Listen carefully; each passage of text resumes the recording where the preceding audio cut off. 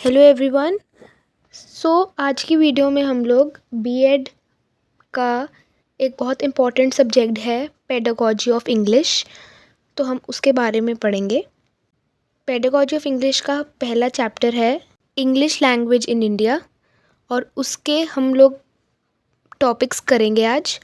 तो पहला टॉपिक जो हम करेंगे वो है status of English in pre independence India. So let's begin. तो जो पहला पैराग्राफ है status of English in pre independence India का, वो ये कहता है story of English in India dates back, यहाँ से लेकर मास्टर एंड द सर्वेंट, यहाँ है ना, spread English education through out the sub continent and the English became a means of communication between the master and the servant. इस पूरे paragraph का मतलब बेसिकली ये है कि जो इंग्लिश है ना वो इंडिया में इंट्रोड्यूस हुई थी 1600s में, ठीक है, जब एक ईस्ट इंडिया कंपनी ने ट्रेड करना शुरू किया था हमारी कंट्री के साथ। ओवर टाइम जो कंपनी है ना उसका जो कंट्रोल था पूरी कंट्री पे वो बढ़ता गया and by the 18th century उसकी एक स्ट्रॉन्ग प्रेजेंस बन गई हमारी कंट्री के अंदर। उसके बाद कह रहे हैं 1813 में क्या हुआ। 1813 में English became the main language for the company's administration and other officials. कह रहे इंग्लिश जो थी ना वो as a main language, as an official language बन गई थी कंपनी की एडमिनिस्ट्रेशन के लिए, ऑफिस के लिए और अदर ऑफिशियल्स के लिए, ठीक है। It was used by English speaking officers. कह रहे कौन यूज़ करता था इंग्लिश को as a language? English speaking officers और एजुकेटर्स, जिसके कारण जो इंग्लिश है वो लैंग्वेज ऑफ अथॉरिटी और लैंग्वेज ऑफ एजुकेशन बन गई। उसके बाद आता है कि मैनी इंडियन लीडर्स, ये अगला पैराग्राफ है, ऑलमोस्ट फ्रॉम द फर्स्ट से लेकर टेक्नोलॉजी ऑफ द वेस्ट तक। इस वाले पैराग्राफ में कहते हैं many Indian leaders started requesting that the company teach English to give Indians access to modern science and technology. बहुत सारे इंडियन लीडर्स ने रिक्वेस्ट करना स्टार्ट किया कंपनी को कि कंपनी इंग्लिश सिखाए इंडियंस को, कि इंडियंस जो हैं वो मॉडर्न साइंस और टेक्नोलॉजीज़ को एक्सेस कर सकें। अगला पैराग्राफ है जो वो कहता है कि Thomas Babington Macaulay promoted English as the primary language for education in India. इसने 1835 में कहा था कि इंग्लिश जो है प्राइमरी लैंग्वेज बन जाएगी एजुकेशन के लिए इंडिया में, क्योंकि वो बिलीव करता था कि learning in English would help Indians advance and gain useful knowledge from western science and literature.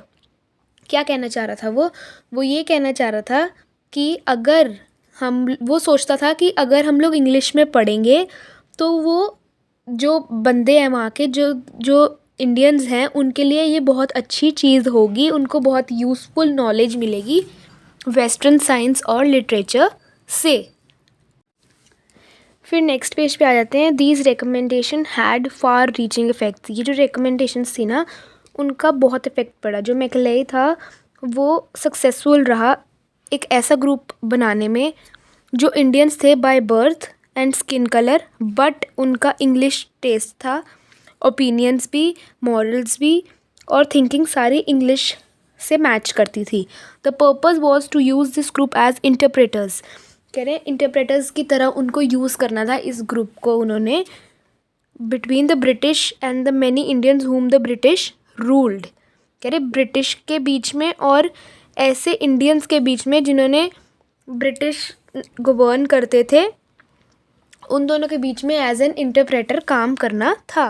The group was also expected to help improve the local language of the country. कह रहे ये group को बनाया गया था, इससे ये expected था कि वो local language of the country को इम्प्रूव कर देगा।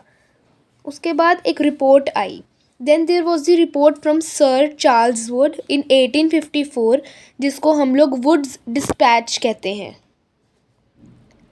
ये रिपोर्ट हाईलाइट करती है इम्पॉर्टेंस, किस चीज़ की इम्पॉर्टेंस, कि हमें दोनों लैंग्वेजेस यूज़ करनी चाहिए, be it English be it local language. English was to be used in higher education. कह रहे इंग्लिश को हायर एजुकेशन में यूज़ करना था, वाइल जो लोकल लैंग्वेज है they were meant for lower more widely accessible education to spread European knowledge. कह रहे जो लोकल लैंग्वेज थी वो बेसिकली लोअर एजुकेशन में काम आनी थी और यूरोपियन लैंग्वेज को स्प्रेड करने में काम आनी थी। उससे अगली एक और रिपोर्ट थी, द एबॉलवुड रिपोर्ट, 1936 और 1937 में थी।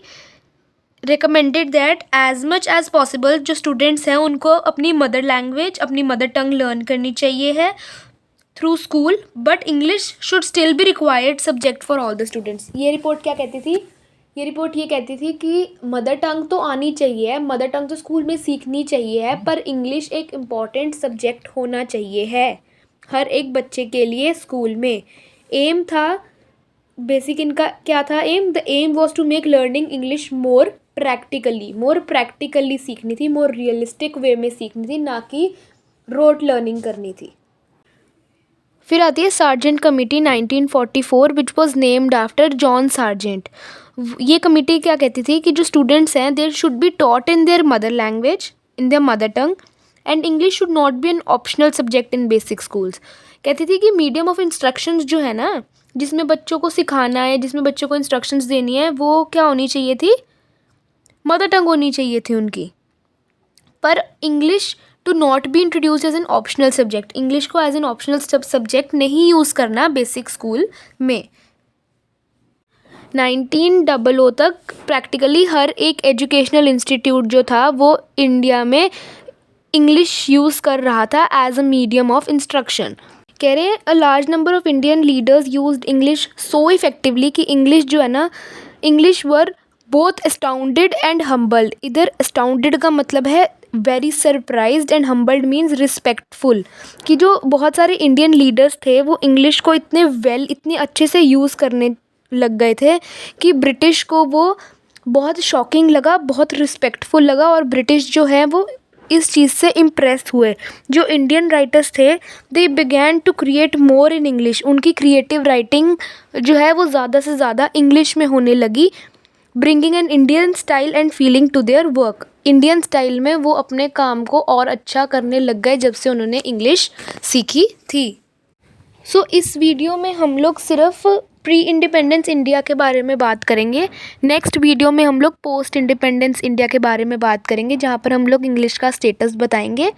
सो अगर ये कंसेप्ट आपको समझ आया हो तो please give it a big thumbs up and please subscribe to my channel for more such educational content. Thank you.